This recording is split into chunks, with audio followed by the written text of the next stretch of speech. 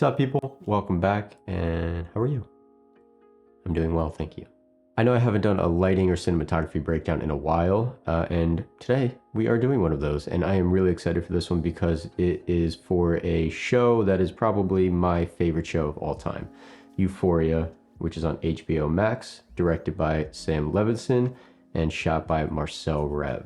This show really combines unique camera movements with vivid and precise colors to evoke a certain feeling or emotion that, the story needs at that moment. This show is seriously a cinematographer's dream. If you haven't seen it yet, I highly recommend it.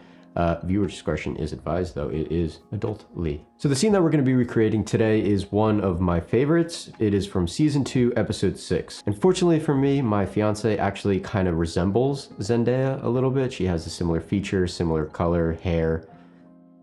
It honestly just kind of worked out. Also, a really cool thing did happen. After I did this whole recreation, I color graded it, put the stills side by side. I actually DM'd the show's gaffer. His name is Danny Durr, and he responded. And he pretty much gave me a whole rundown of how they actually lit this particular scene. And when I say rundown, it is literally one light. But we'll talk more about how they actually shot this. I also was fortunate enough to ask him a question on his relationship with cinematographers at that scale. And here he actually gave me a really in-depth answer on how gaffers and DP should work together and what he looks for in a DP at those levels. So stay tuned to the end of the video to hear that conversation. It really opened my eyes to a lot, and I'm really grateful for that moment where he, answered me. So why did I even do this recreation? Because most of you know that I'm a big believer in practice. I'm also a big believer in being able to get out of any sort of anxious state, any sort of place where you don't feel like you're fitting in or things aren't working, especially if you're a filmmaker. And the easiest way for me to get out of states like that are just to have a camera in my hand and be shooting. A lot of the times when I'm getting anxious, it's because I'm not doing anything. But when I take the initiative to practice or do something to better my craft, immediately it's gone. So it's twofold for me. It's one, it just allows me to keep getting better and try new things. But two, it also alleviates me of a lot of anxiety and just feeling of, not good. And it helps me make me feel good. So when recreating an image like this, the first thing that I want to look at is the location. Is it feasible? Is it something that I don't have to have a huge warehouse for? And this specific shot was feasible. It was looks like a dining room. It looked like there was a big window on the left. It honestly kind of resembled where I live right now. So I figured this could be a perfect opportunity to try to recreate something really similarly. I also want to look at the lighting and see if that's feasible. Like, do I need to light a whole exterior house? If so, that's not happening right now. So I thought that this was fairly simple. It looked like there was just a key light from the outside, maybe a little bit inside, and that kind of was it. I didn't really think about it too much as long as I realized that this could be doable. Also, composition. Do you think you can, get something very similar to this?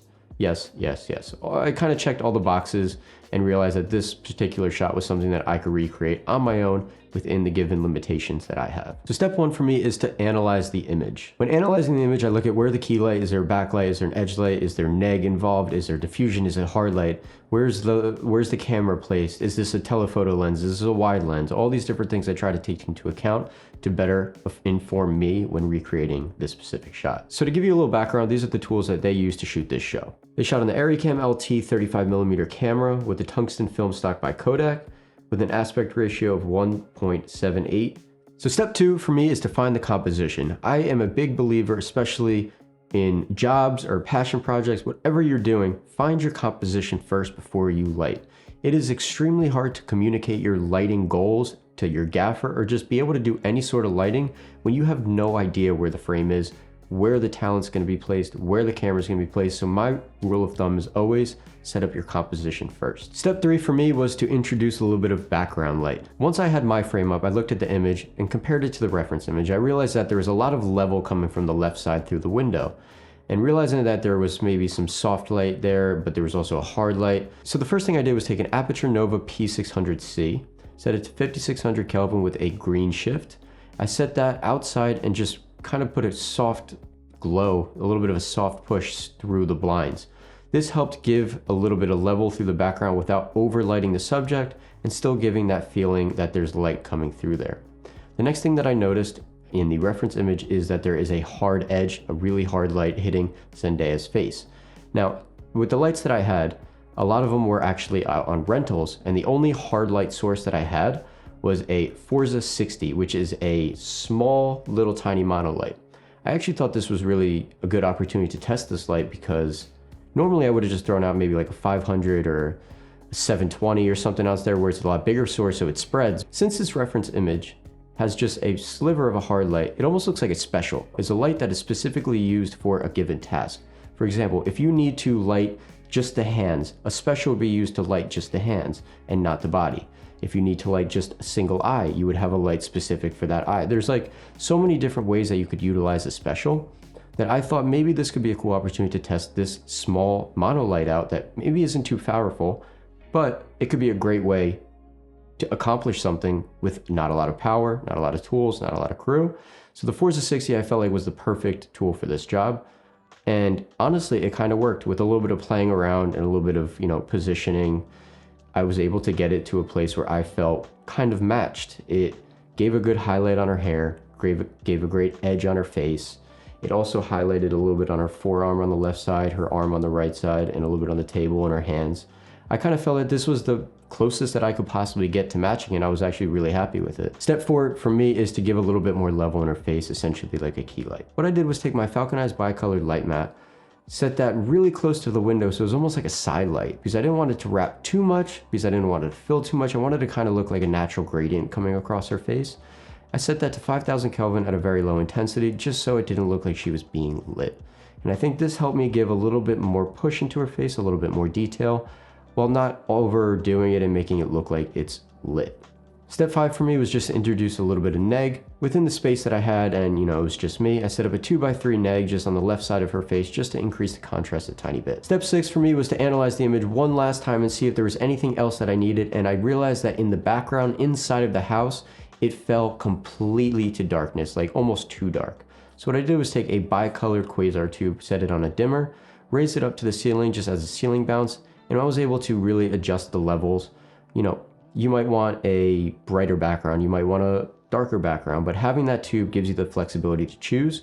I did choose to go a little bit darker, but having that option and still having a little bit level compared to not having it there definitely helped me get that specific look. So the one thing I would really improve upon in this recreation is that back edge light. I actually wasn't able to really get that hard edge around her whole head, like in the reference. I did the best that I could, but that would be my only real complaint, is that I wasn't able to accomplish that. So that's all I did to recreate this shot from Euphoria. And honestly, I am really happy with the way it turned out. I also want to give a huge shout out to my fiance for acting the way that she did in that posture. I know it's not like the most attractive.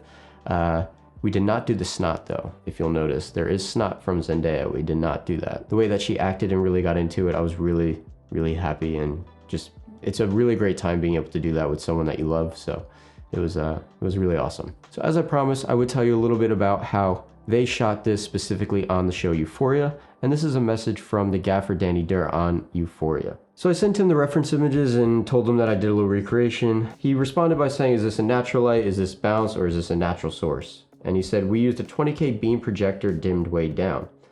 And I responded, hey man, thanks for responding. I used a soft panel to push to the window, a small hard source, kind of like a special to edge her, give her the hard light, then wrapped it with a small light mat on her face with a little neg on the right. Did you use anything to wrap or just the 20K? I could see it being just the 20K, then throwing in a little bounce board to fill in her face a little bit. Was there a light behind her head, or was that from the 20K? All 20K beam projector from 3-quart all 20K beam projector from 3-quart back basically. Rest of it was natural bounce from the set and table. Now that's pretty awesome to realize, because it was just one light source, and what they did was utilize the set, utilize the table just to lift her face, and that's how they lit it. They didn't have to bring in 10 different things here, as sometimes simplicity is best. And that's something that I've been trying to realize a lot more lately, is you don't need to overlight things. Sometimes just, bringing in the motivating light and letting the set do the job is more than enough sometimes. I also mentioned that I got to ask him a question about the relationship between a gaffer and a DP, and what he said specifically was, every DP relationship is obviously different. I just remember going into an interview very early in my gaffing career, and the first thing the DP said to me was, it wasn't often the DP and gaffer get along by the end of the project. That's something I always want to avoid 100%. I prefer good people, collaborative relationships, and DPs that don't make me do double work personally. My goal as a gaffer isn't to do all the work for you or to be told how to do it, and then I'm just a parrot. I want to be able to translate and communicate how to get the vision accomplished. Obviously, there are instances where things just have to be done a certain way on the spot, but with enough planning, we can have different options to try and get where we want to and where we need to. Now, that was an amazing, again, so grateful for him to actually share his thoughts. And the one thing that I really took away was the line between having the gaffer do all of the work for you as a DP and then telling them exactly what to do and then becoming a parrot. That is something that I'm trying and I'm continually working on to better myself, because there are instances where I know exactly what I want and I'll communicate with my gaffer, like, can you put the 600 over here with a light matte over here? I want it at this degree, I want this, that, this. And then I realized, like, all right, I just didn't give that person any creative freedom to do, how I wanted that shot to look and have them translate it or give their creative input. So something that I'm really working on a lot more now is giving the gaffer the opportunity to allow for their creative input. And it's about me communicating more about feeling like I need a soft light here, I need a little bit of a hard edge back here, just warm it up back there, like communicating a lot differently. And I mean, that all comes with experience, but having him also say things like that just reassured me that I'm on the right track and I'm definitely growing. But that is really important, imperative as a DP, is to be able to have that solid foundation and relationship with your gaffer. Also, just want to say that if you haven't joined my Discord, click the link in the description. We had like 50 new people come in one day, on Monday, I believe, when that video came out. So that was really exciting, and it's been a lot more engaging. We've been doing some really cool stuff on the Discord, so definitely check that out. And also, if you haven't checked out my LUTs, definitely go check them out. And these LUTs I use on my passion projects as well, and they are creative LUTs, so I would definitely utilize them at the end of your color grading process. So as I leave today, if you found this video to be entertaining, useful, beneficial, maybe you just like me, maybe you don't, hit the subscribe button, like, comment, let me know your thoughts, and I will see you next time. Have a great day. Peace out.